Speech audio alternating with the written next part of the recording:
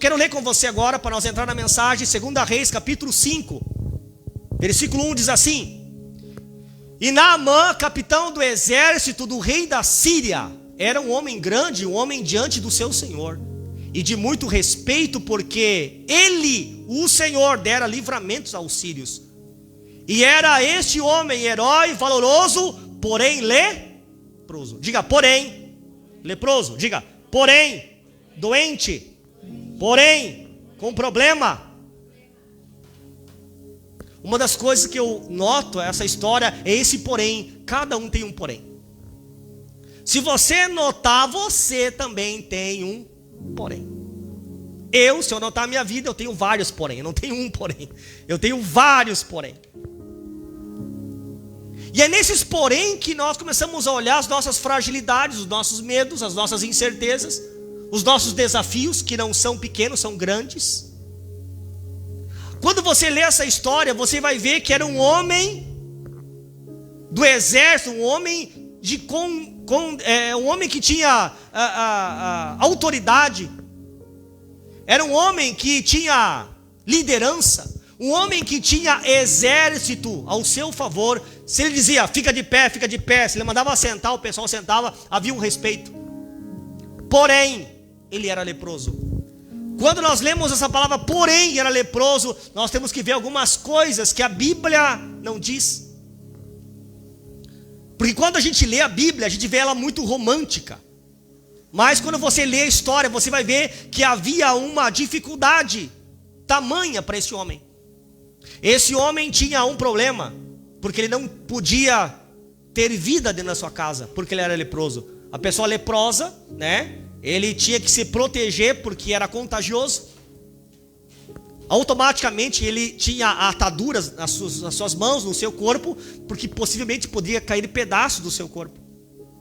E se você não sabe, a palavra lepra, a doença lepra, ela é um pecado que veio da língua. Lashon hará, da língua maldosa.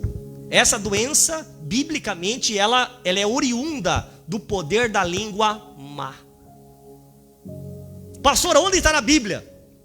Quando Deus tirou Israel do Egito, Moisés falava com Deus face a face. E teve a irmã dele, Miriam, que falou mal de Moisés. E Deus então mandou chamar Miriam e disse: por que tu está falando de Moisés? Eu escolhi ele. A partir de hoje, pela tua língua má, vai ter lepra. E a Bíblia diz que quando ela se olhou, tinha lepra no seu corpo. E aí Moisés pede, ora ao Senhor, e ela fica fora do arraial dos judeus, lá no deserto. E aí, por oração e intercessão de Moisés, Deus recupera a saúde de Miriam. E não obstante muito, no século passado, em 1980, por aí, ou 70, ainda existia um leprosário em Porto Alegre, né? Tinha um leprosário, onde quando tinha essa doença, tinha que ser isolado as pessoas. E a Bíblia então menciona que esse homem, talvez por ser duro nas suas guerras, né? Ele foi acometido por essa enfermidade da lepra. E a lepra não tinha um remédio curativo para isso. Então eu digo para vocês, o que adianta ser um capitão do exército, ser um homem grande lá fora, ser um homem respeitoso lá fora, se dentro de casa ele era um cara derrotado? Você já parou a pensar nisso? Tem muitas pessoas que são boas para fora, mas chegam em casa são pessoas derrotadas, não são felizes. Quantas pessoas que para ser feliz em casa tem que beber, tem que fazer coisa errada, né? Tem que brigar, tem que xingar, porque são felizes dentro de casa. Quantas pessoas você conhece que ela dá um dedo para sair de casa, porque elas não conseguem ter paz dentro de casa? São lepras. Toda vez que você lê a Bíblia, você vai ver que Deus fala de casa. Grave isso, toda vez que você ler a Bíblia, você vai ver que Deus está falando de casa. Quando você lê no original a Bíblia, a primeira palavra que você encontra na Bíblia é Bereshit, que é no princípio. A palavra Bereshit, a primeira letra é Beit, significa casa. Quando você vê o Apocalipse, o que você vai entender? Que a Bíblia diz que eis o novo céu e a nova terra. Deus está falando de casa, Deus está falando de lar, Deus está falando de vida. Deus, quando fez o primeiro casal, Deus não colocou ele num lugar atirado, não. Deus fez um jardim, Deus fez uma casa. Então, se você grave isso, se você é infeliz dentro da casa, reveja os seus conceitos. Se você gosta de estar mais fora de casa do que dentro de casa, comece a rever seus conceitos, porque alguma coisa errada, tem alguma lepra arrebentando você. Eu não sei se você tem casa própria ou não, mas o sonho da gente, né? Pô, é ter uma casa nossa, né? Eu vejo lá que tem um irmão que está fazendo uma casa lá, né? Até eu orei, toda vez que eu passo lá, eu levanto a mão, Senhor, que não haja inveja, né? Porque a gente, quem já foi, passou na frente e viu a casa, muito legal. Mas uma das coisas que a gente vê assim, ó, uma pessoa envolvida, que gosta de estar em casa, que ama estar em casa, que gosta de celebrar a Deus as vitórias em casa. E tem muitas pessoas que celebram vitórias fora de casa. E quando nós lemos a palavra de Deus, descobrimos que esse homem era um homem que fazia festa fora. Era um homem onde as pessoas se inclinavam e talvez diziam, como eu gostaria de ter a riqueza desse homem, como eu gostaria de ter a alegria que ele tem de vencer as batalhas. Mas ninguém sabia que, porém, era um homem derrotado. E quando olhamos a nossa sociedade, a gente vê muitos lares, muitas vidas abençoando outras pessoas, mas por dentro destruídos, por dentro secos, vazios de Deus. É como nós cantamos a canção antes, né?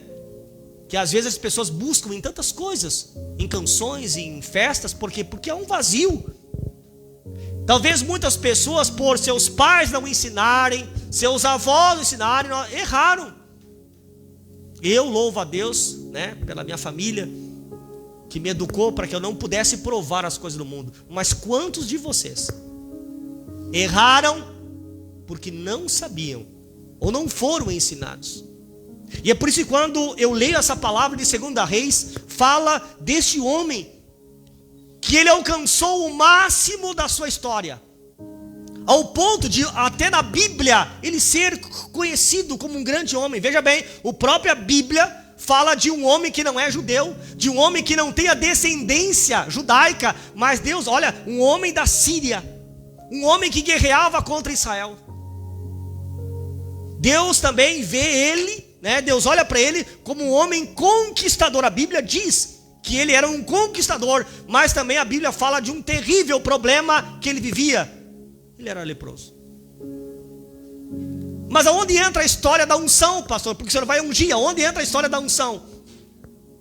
Aqui conta-se uma história, que agora eu quero ler com você. Uma história de Deus enviar alguém num lugar, e essa pessoa que entrar naquele lugar tem uma unção, tem um poder específico para trazer vida. Olha só o versículo 2, diz assim, ó: e saíram tropas da Síria, da terra de Israel, e levaram presa uma menina que ficou ao serviço da mulher de Naamã. E disse esta a sua senhora: antes o meu senhor tivesse diante do profeta que está em Samaria, ele o restauraria da sua lepra. Aqui está falando de uma menina que foi cativa. Eu volto a falar, às vezes nós lemos a Bíblia romantizada, mas eu quero que você pare e pense. Uma menina de 7, 8, entre 7 a 10 anos. Então, a Bíblia não conta, mas eu quero que você imagine uma criança tirada à força dos seus pais. Ou talvez essa criança ver a morte dos seus pais, e ela ser presa de mão e pé, e ser arrastada e levada à Síria. E lá é dado um outro nome, lá ela é colocada numa outra família. Eu quero que você se coloque nessa história. Você não ia reclamar de Deus? Se você visse os seus pais morrendo e você sendo escravo para um outro país, o que você faria, o que você lembraria de Deus? Ou você ia dizer: Deus não cuida da minha família, como é que eu vou falar de Jesus? Se Deus não salvou o meu pai, como é que eu vou falar de Jesus?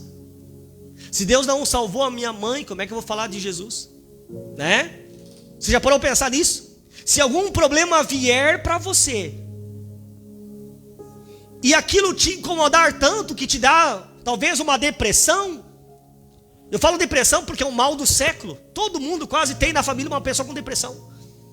E talvez a pessoa pergunte, pastor, mas por que Deus não me cura? Eu vou na igreja, eu faço as coisas. Por que eu tenho isso? É nessa hora que encaixa você. Às vezes, amado, é aquela situação, é aquele espinho na carne, assim como o apóstolo Paulo teve, que você vai permear, você vai orar, e talvez essa situação vai fazer você ser uma pessoa de oração. Então, não critique Deus, não venha dar ideias, né, de por que Deus não me ama. Não, amado, se tu está passando por essa aflição, continue dando glória a Deus, continue amando a Deus, porque talvez esse momento vai deixar você mais próximo de Deus. E olha que eu tenho testemunho nesta casa, quantas pessoas passaram dificuldade, até de doença, e foi a doença que trouxe eles à casa, a presença de Deus. O problema é que nós queremos só livramento.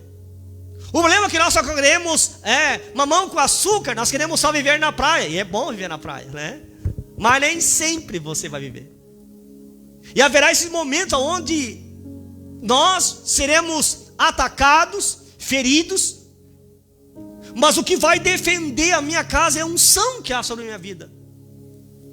E a Bíblia diz que essa menina, ela poderia ter rejeitado a Deus, ela poderia ter ido aos deuses dos assírios, mas mesmo assim, mesmo com a tragédia que ela teve, mesmo com a escravidão que ela teve uma coisa no coração dela: eu não vou negar aquilo que foi colocado no meu coração, eu não vou negar a unção que há sobre mim. É nessa hora que quem tem, tem família, tem filhos, entende isso. Manhã, tarde, noite, ensine a palavra.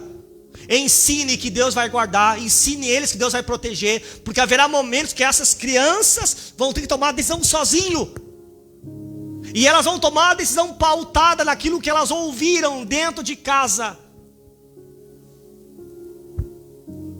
Vou contar uma história, duas histórias para você entender sobre unção. Uma sobre mim e uma sobre a Luíse. Esse dia a Luíse foi para o quarto e foi orar, né? E eu tenho sempre padrão. Eu, por ter ido a Israel, eu tenho um carinho. E é algumas coisas, né, que me chamam a atenção, né? No princípio eu tenho um pingente, que é a estrela de Davi, né? Eu gosto muito disso. Então eu oro por Israel. E aí esse dia a Luísa orando: Senhor, abençoe Israel, né? Eu fiquei olhando assim, abençoa aquelas crianças, Deus. Ela orando, abençoando, né? Ela nem podia orar pelo Brasil, né? Não, mas ela vê a gente falando: Senhor, nós abençoamos Israel, guarda aquele povo, que não haja guerra. Aí esse dia ela orando, ela: Senhor, guarda Israel, guarda as criancinhas de Israel, né? Guarda as famílias, guarda o povo para não ter guerra lá, né? Sabe que tem momentos que tu para e tu fala: meu Deus, está saindo uma palavra que... Ou seja, ela está replicando algo que ela vê dentro de casa. Seus filhos sabem orar? Se não, tratem, ensinar eles a orarem. Comece: não sei orar, levanta as mãos, todo mundo com a mão levantada aqui. Aí a criança começa a levantar as mãos. Aí depois das mãos, todo mundo diz amém. Não sei, mas no final, diga amém, amém. Replica para eles, diga amém. Comece assim a educar, porque haverá momentos onde vocês não estarão presentes, e se eles passarem por algum problema, eles vão dizer: o que minha mãe dizia ao meu pai? Ele levantava a mão, então eu levanto a mão. O pai dizia amém, então eu digo amém. A unção que é passada pela palavra vai alcançar eles, amém? Assim com essa menina, quero contar uma história também, da minha parte, sobre unção, né? Sempre tive orações para a minha vida, para ter livramento. Guarda Eliezer, abençoa Eliezer na escola. Eu sempre fui recheado de oração. E uma vez eu fui para a sala de aula, e eu estava mal numa matéria, na oitava série, né? Mal. E aí tinha um rapaz incomodando. Sabe quando você tem algo que impacta na sua vida, você não esquece do dia, você não esquece do momento. Eu não esqueço do nome do rapaz. O nome do rapaz é Luiz Antônio. Só que o apelido dele era Tripa. Esse era o apelido dele. E eu lá tentando, não conseguia fazer, né? Quem sabe, quem estudou a oitava série já sabe que era a forma de abre colchete, X menos Y, fecha mais ou menos, depois aquela tabela que eu não entendia, né? Que era X igual a Y, tal, e eu não conseguia entender aquela história. Outra coisa que eu não entendi até hoje, para quê? Se eu nunca usei até hoje, né? Se você parar para pensar sobre menos B ao quadrado, raiz quadrada de 2A sobre, né? Até hoje, o que eu vou aprender sobre Bhaskara? O cateto da hipotenusa, até hoje, ângulo, matrizes, ou seja, tanta coisa que a gente aprendeu matemática, até hoje eu pergunto, para quê? Né? Até hoje não usei nenhuma fórmula na minha vida, né? Mas eu lembro que eu estava mal e eu disse para o meu colega assim, tu não quer estudar, sai da sala, eu preciso. E aí aquele rapaz levantou e disse assim, vou ter que pegar no final da aula. Irmão, envermelhei, eu abaixei a cabeça e eu falei, meu Deus. Aí eu lembro de orar, sabe quando vem a pressão, né? Você aprende a orar, eu digo, Senhor, agora eu vou apanhar, Deus, eu não sou cara de guerra. E agora o rapaz vai me pegar no final da aula. E sabe que naquela hora você vê quem é teu amigo. Eu não tinha nenhum amigo na sala, nenhum.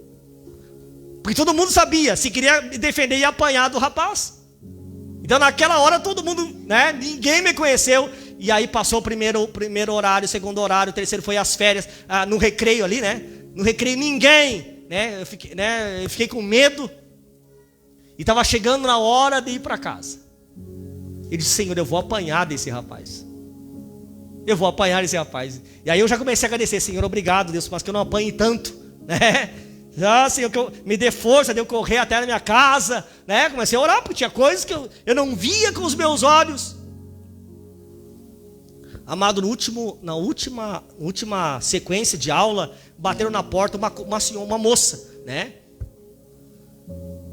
E ela disse para mim assim, era uma das pessoas que fazia muito barraco na escola, todo mundo tinha medo dela. E ela chegou, eu não tinha muito amizade com ela, e ela chegou para mim e falou assim, Eliezer, nós nunca conversamos, mas eu nunca aceitei e nunca vou aceitar que alguém venha bater em você.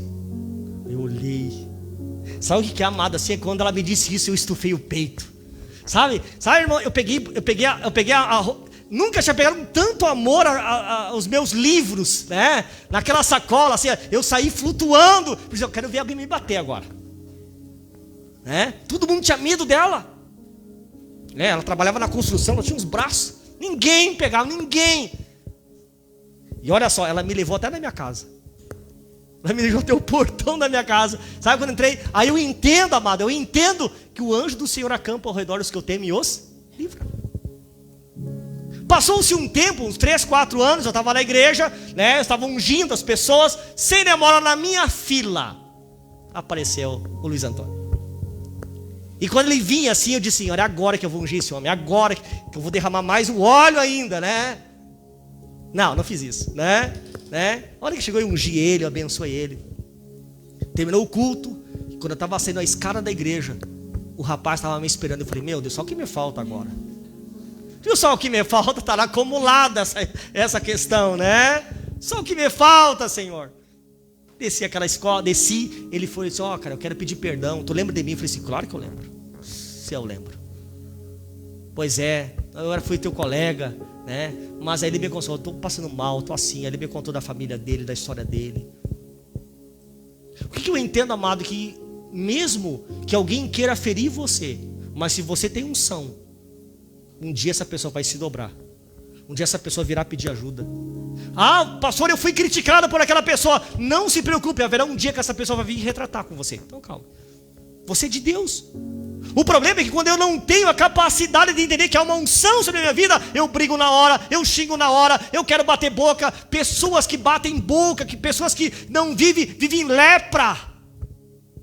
Eu não sei se já aconteceu com você, de pessoas tão más chegar próximo a você e lançar uma palavra de lepra, e quando você não está protegido, alcança você, aí você fala, não dormi direito. Ai, pastor, eu estou mal. Pastor, aquela palavra. Você foi atingido por uma lepra de uma maldição, meu irmão.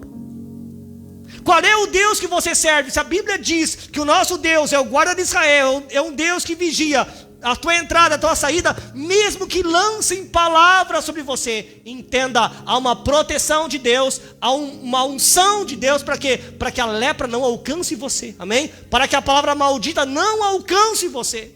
Você precisa entender que a unção de Deus, ela protege a tua mente. A unção de Deus protege o teu coração. A unção de Deus protege não somente a tua vida, mas toda a tua descendência. Essa menina, ela chega à presença do seu Senhor, aquele Senhor que outrora levou ela cativa, que outrora talvez matou seus pais. Ela disse: ah, Senhora, se ele conhecesse o profeta que está em Samaria. Você sabe a história, esse homem vai lá, o profeta manda ele mergulhar 7 vezes no Rio Jordão, ele foi curado, essa é a história. Mas a história que eu preciso que você entenda é que uma menina, ela só falou aquilo que ela estava recebendo dentro da igreja, dentro da sinagoga, naquela época. Quantas vezes seus pais levaram, quantas vezes ela orou dentro de casa. Amado, a unção de Deus, ela está no nível da forma que você ministra Deus na vida da sua casa. Quer ver um exemplo? Toda vez que você sair, se você colocar a mão na sua porta e falar: Deus, esteja aqui, assim como o Senhor quer me guardar. Talvez o irmão tenha, eu trouxe, né? Te dei um lá, né? Tá? Quando eu vim de Israel, eu comprei um mezuzá, né? Mezuzá é um tipo de uma canetinha que tu compra, né? E tem um dizer bíblico, e a gente coloca na porta. Hoje se compra até na Shopee, né? Hoje mezuzá. É uma lembrança para o judeu, que toda vez que ele vai entrar na porta, ele dá: Deus está aqui. E toda vez que ele vai sair, ele vai entender também que Deus vai estar com ele. Ou seja, é uma didática para uma criança, é uma didática para uma família. Sabe, quando nós replicamos isso e nós vivemos isso diariamente na nossa vida, nós entendemos: Deus está comigo, Deus está cuidando da minha casa, Deus está cuidando do meu lar, Deus está cuidando dos meus interesses, Deus está cuidando do meu coração. É por isso que você não pode temer. Agora, por que você teme as coisas? Porque a unção não está alcançando. Você não está deixando a unção de Deus alcançar aquela situação. E hoje eu quero que você abra o entendimento. Aquilo que está te incomodando, aquilo que está perturbando a tua vida, é que você não está deixando Deus alcançar com a sua unção. E aqui você precisa gravar isso e rever certos conceitos. Se aquilo que você está temendo e não é de Deus, está incomodando, é porque você não está deixando a unção de Deus alcançar. Essa menina disse: ah, meu Senhor, tu é rico, tu é poderoso, tu tem tudo que tu quer lá fora, mas tu é destruído. Eu vou te dar uma dica: há uma unção para curar isso. Há uma unção. Antigamente as pessoas com feridas, com úlceras, havia uma unção, era colocado um óleo de proteção. Quando você está com a pele ressequida, o que você faz? Existem óleos para ficar, né? Não ficar ressequida a tua pele. Você consegue entender que até historicamente o óleo, ele tem um processo de trazer a novidade, trazer algo novo para a sua vida. Imagine Deus, imagine a palavra de Deus, que é o óleo de Deus sobre a tua vida, sobre a tua mente, sobre o teu coração. Se tem algo que ainda está incomodando a sua vida, grave isso. Estou repetindo porque é algo que Deus quer que você grave nesta noite. Se tem algo que incomoda a sua vida, é porque você não deixou nos domínios da unção de Deus. Que hoje seja o dia onde você vai orar comigo aqui dizendo: Deus, eu quero colocar nos teus domínios a unção sobre a minha vida dos meus filhos, a vida do meu trabalho, né? O meu futuro. Você tem medo do futuro? Digo isso porque eu tive medo. Tive medo. Muitas vezes recebi não. Muitas vezes olharam para mim e disseram: não, não vai conseguir, não vai dar certo. Quantos amigos, quantas pessoas que eu adquiri nesse mundo olhavam e viam só incapacidades no meu caminhar. Mas eu pergunto: aonde estão eles? Aonde estão eles? Eu parei de olhar para as pessoas, comecei a olhar para Jesus. Quando eu paro de olhar para as circunstâncias, eu vejo um Deus com a mão dizendo assim: ó, tu não vai cair, eu vou segurar você. Amém? Você vai entrar no barco, você vai entrar no barco da salvação, você vai conseguir alcançar.